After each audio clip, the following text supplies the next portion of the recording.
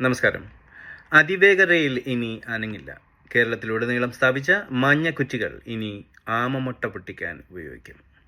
കേന്ദ്ര യൂണിയൻ ബജറ്റിൽ കേരളത്തിന് അവഗണന. വാർത്തകൾ വിശദമായി.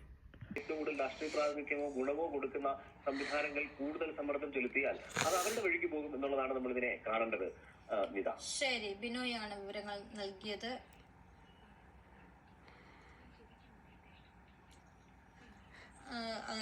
ഒരു മണിക്കൂർ 26 മിനിറ്റ് നീണ്ടുന്ന ബജറ്റ് അവതരണമായിരുന്നു ഉണ്ടായിരുന്നത്.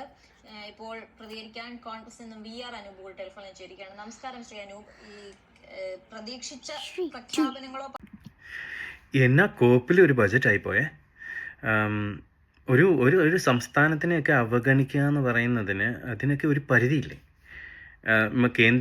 കേന്ദ്രം ഭരിക്കുന്നത് മറ്റൊരു പാർട്ടിയാണ്, കേരളം ഭരിക്കുന്നത് മറ്റൊരു പാർട്ടിയാണ്. അപ്പോൾ അവഗണന പ്രതീക്ഷിച്ചിരുന്നെങ്കിലും ഇത് ഭയങ്കര തീവ്രമായി പോയെന്നേ. ഈ കേന്ദ്രത്തിൽ ഇരിക്കുന്ന മണ്ടന്മാരുടെയൊക്കെ വിചാരം എന്താണ്? കേരളം ഏതോ അറബിക്കടലിനകത്തെങ്ങാണ്ടൊക്കെ ഉള്ള ഒരു സംസ്ഥാനമാണെന്നാണ്. അല്ലെന്നുണ്ടെങ്കിൽ ഈ കടലാമ വികസനം എന്നൊക്കെ പറഞ്ഞുകൊണ്ട് ഇങ്ങനത്തെ സാധനമൊക്കെ നമ്മുടെ ബജറ്റിൽ കൊണ്ട് തരുമോ?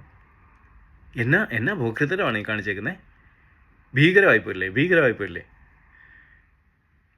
ഇനി അല്ല, ഇതിനകത്തിൽ കേരളം ഒരിക്കലും എന്ത് കിട്ടിക്കഴിഞ്ഞാലും അതിനകത്തിൽ എന്തെല്ലാം സാധ്യതകളുണ്ടെന്ന് കണ്ടുപിടിച്ചല്ലെന്നുള്ളതിനെ റിസർച്ച് ചെയ്തിട്ട് ഓവർകം ചെയ്യുന്ന ഒരു ജനതയാണ് നമ്മളുടേത്. അതുകൊണ്ട് തന്നെ ഈ ആനമുട്ട അല്ലെങ്കിൽ ആമമുട്ടയാണെങ്കിൽ തന്നെയും ഈ ആമമുട്ടയിലെ ബിസിനസ് ഐഡിയാസും അല്ലെന്നുണ്ടെങ്കിൽ ഇതുകൊണ്ട് നമുക്ക് എന്ത് നേട്ടം ഉണ്ടാക്കാമെന്നുള്ളത് പഠിച്ച് അതിനെ നമ്മളെ ചമ്മിപ്പിക്കാൻ ശ്രമിച്ചു കഴിഞ്ഞാൽ നമ്മൾ കേന്ദ്രത്തെ അങ്ങോട്ട് ചമ്മിപ്പിക്കും. അതാണ് കേരളത്തെ ജനത. അത് ഉറപ്പായിട്ടും ഉണ്ടാവും. പക്ഷേ ഈ ഇവിടുന്ന് ഒരു MP ഇല്ലേ അവിടെ? അങ്ങനെ ഒരു മന്ത്രിസ്ഥാനമുള്ള ഒരു മനുഷ്യനും അല്ലേ പുള്ളിക്കാരൻ? എന്തെങ്കിലും ഒന്നും ചെയ്യരുതായിരുന്നു. അതും അങ്ങേര് പറഞ്ഞാൽ എന്താ, ഞാൻ നാളെ എയിംസ് കൊണ്ടുവരും. നാളെ മതിയോ അതോ മറ്റന്നാൾ കൊണ്ടുവന്നാൽ മതിയോ അതോ ഇപ്പം കൊണ്ടുവരട്ടെ? എന്തെല്ലാമായിരുന്നു ദൈവമേ. അങ്ങേരൊരു പൊട്ടൻ, ഒരു ഗുണമില്ലാത്ത ഒരു പൊട്ടൻ. എനിക്ക് ആര് ജയിപ്പിച്ചു വിടുന്നു. എനിവേ, എന്തായാലും ഭീകരമായിപ്പോൾ. ഇതിനകത്തിൽ ഒരുപാട് സാധ്യതകളൊക്കെ ഒളിഞ്ഞ് കിടക്കുന്നുണ്ടെന്നേ.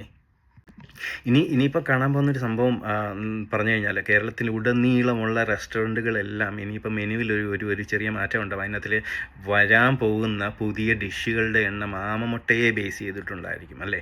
ആമമുട്ട ഓംലെറ്റ്, ആമമുട്ട റോസ്റ്റ്, ആമമുട്ട ഫ്രൈ, ആമമുട്ട പോച്ച്ഡ് എഗ്ഗ്, ആമമുട്ട സ്ക്രാമ്പിൾഡ് എഗ്ഗ്, അങ്ങനെ പല വെറൈറ്റി സാധനങ്ങൾ ഞങ്ങളിപ്പോൾ കൊണ്ടുവരും. ഇതിനകത്തിൽ ബിസിനസ് ഞങ്ങളെ ചമ്മിപ്പിച്ച് കഴിഞ്ഞാൽ ഞങ്ങൾ അങ്ങോട്ട് ചമ്മിപ്പിക്കും കേന്ദ്രമേ.